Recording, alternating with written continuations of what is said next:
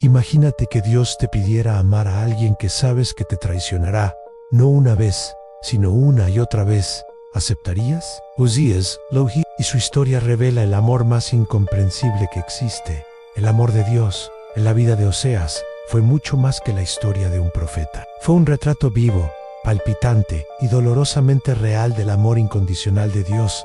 No recibió un llamado cualquiera. Dios le pidió algo que a los ojos humanos resultaba incomprensible: unirse en matrimonio con Gomer, una mujer cuya fama estaba marcada por la infidelidad y la inestabilidad. Aquella orden no solo desafió su entendimiento, sino que se convirtió en la misión más dura de su vida. Desde el primer día, Oseas supo que cada momento junto a Gomer sería un espejo de una verdad mucho mayor, porque al amarla y verla alejarse, al perdonarla y volver a recibirla, él experimentaría en carne y alma el mismo dolor que el corazón de Dios sentía al ver a Israel abandonar su pacto para correr tras dioses ajenos. Cada mirada ausente, cada rumor de traición, cada ausencia prolongada, era como un eco de la traición espiritual del pueblo. No fue un amor ingenuo, sino un amor que sangraba. No fue un perdón barato, sino uno que se pagaba con lágrimas. La vida de Oseas se convirtió en una parábola viviente, un mensaje sin necesidad de adornos,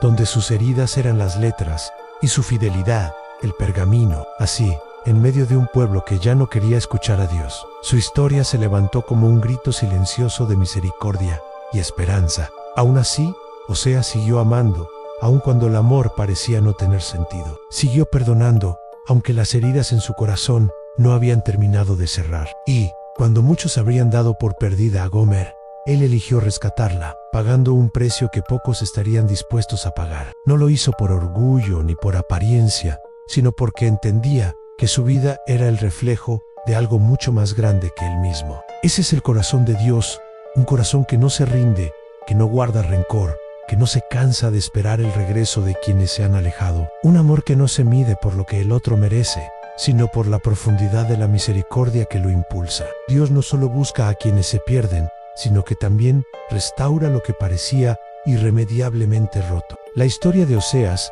no es una simple narración antigua, es una ventana al misterio del perdón divino. Es un recordatorio de que, incluso cuando nuestras acciones nos han llevado al punto más bajo, todavía hay manos dispuestas a levantarnos. Es un relato de amor, redención y esperanza que atraviesa el tiempo para confrontarnos con una pregunta en sí: ¿Dios es capaz de amar así? ¿Cuánto más deberíamos nosotros aprender a perdonar? Oseas nació en un tiempo de caos, cuando la luz de la fe en Israel se apagaba lentamente, como una lámpara que arde con su última gota de aceite. El reino del norte, otrora orgulloso de ser el pueblo elegido, se había alejado de la tierra de bendiciones que Dios había prometido a sus padres. La abundancia que alguna vez fue señal de la mano divina, ahora se había convertido en terreno fértil para la corrupción y la codicia. La idolatría dominaba las ciudades. Altares ajenos se levantaban en las plazas, y estatuas de piedra y madera recibían la adoración que pertenecía solo al Creador.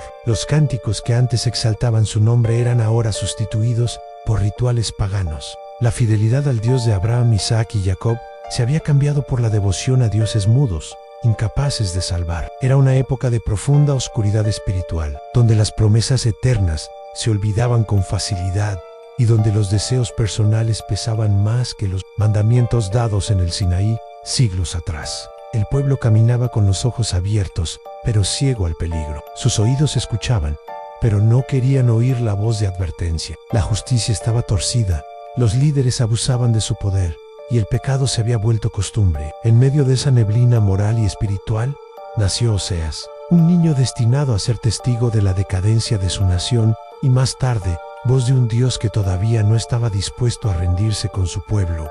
En ese ambiente hostil, Oseas creció. Desde muy joven, sus ojos fueron testigos de cómo las festividades que alguna vez llenaban de alegría los atrios del Señor habían sido profanadas por prácticas paganas. Los cantos de alabanza fueron reemplazados por cánticos a ídolos que nada podían ofrecer. El incienso que antes ascendía como símbolo de gratitud al Creador, ahora se consumía frente a estatuas sin vida. Oseas observaba todo aquello con una mezcla de tristeza y desconcierto. En lo profundo de su ser, sabía que no había nacido para ser un espectador pasivo de la decadencia que devoraba a su pueblo. Sentía que una fuerza invisible lo apartaba de la multitud como si su corazón estuviera marcado para algo más grande, algo que aún no comprendía, pero que intuía con una certeza inquietante. Mientras otros se dejaban arrastrar por la corriente del conformismo, él guardaba silencio, observando, reflexionando. Había noches en las que, mirando las estrellas, se preguntaba por qué sentía